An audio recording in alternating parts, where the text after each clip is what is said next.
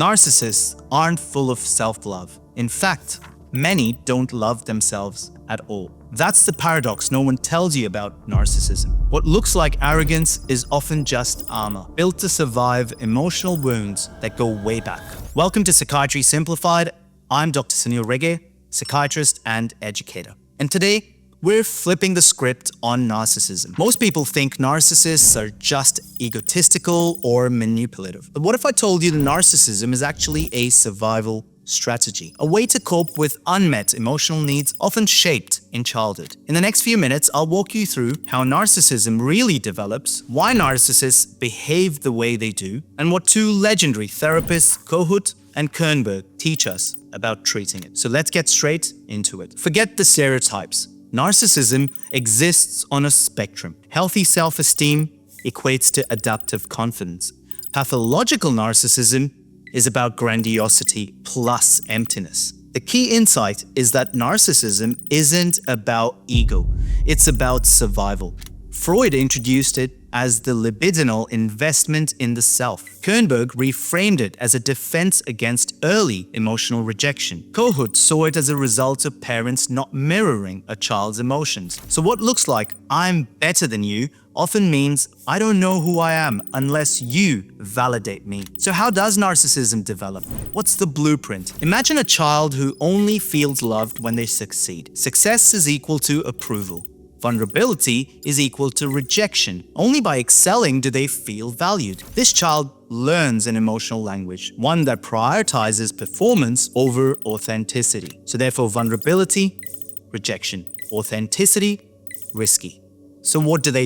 They build defenses. Idealization. I'm special. I must prove it. 2. Devaluation. If you let me down, you're worthless. 3. Rage. Threaten my self-image, I'll attack first. This is the pathological grandiose self, a fragile identity propped up by others' approval. So let's look at two different lenses.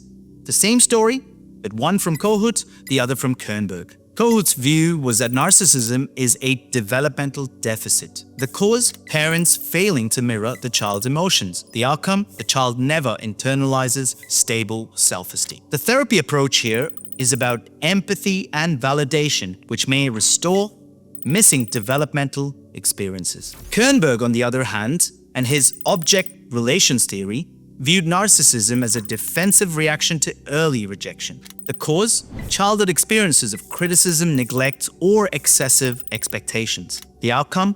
A split self-concept, fluctuating between grandiosity and worthlessness.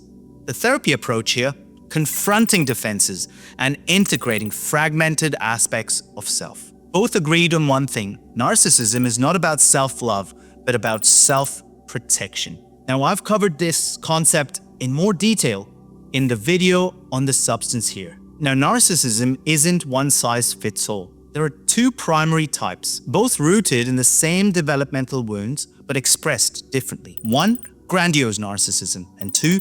Vulnerable narcissism. Think about grandiose narcissism as the overcompensator, outwardly confident, dominant, and entitled. They seek admiration, success, and power to maintain their fragile self-image. Beneath the surface, however, a deep fear of inferiority and failure. If criticized, they respond with rage or devaluation, pushing others away before they can feel rejected themselves. The second one, vulnerable narcissism, the hidden fragility. Hypersensitive to criticism, socially withdrawn and insecure. They seek reassurance but struggle with chronic self-doubt and shame. Instead of outward grandiosity, they display passive resentment and victimization. Often linked to covert self-hate, they need validation but reject it when given. I've covered this sort of narcissism in the video on baby reindeer here. The key insight here is that both forms share the same root: unmet childhood needs and fragile self-worth. The difference lies in how they defend against that inner wound. The big question: can narcissists change? Short answer: yes, if they confront their emotional world. No, if their defenses stay too rigid. Why it's hard? Narcissistic traits are reinforced over decades.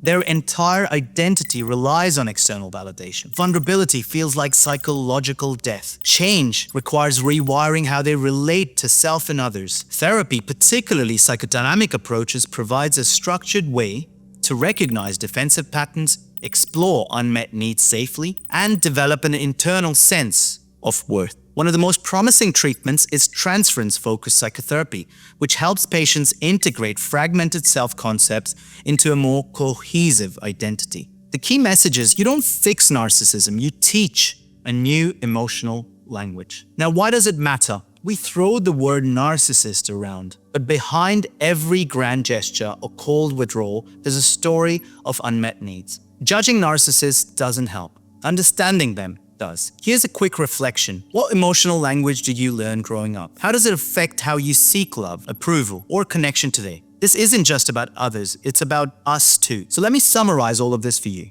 And here's your key takeaway. The ways we protect ourselves as children often shape how we show up as adults. Change begins when we start understanding that. We use the word narcissist, but what we have in front of us is a human being who's developed narcissistic traits to protect their underlying fragility. If this video gave you a fresh lens on narcissism, like it, share it, and subscribe for more on psychiatry, neuroscience, and mental health. I'm Dr. Sanil Rege from Psychiatry Simplified. Until next time, stay curious. Bye-bye.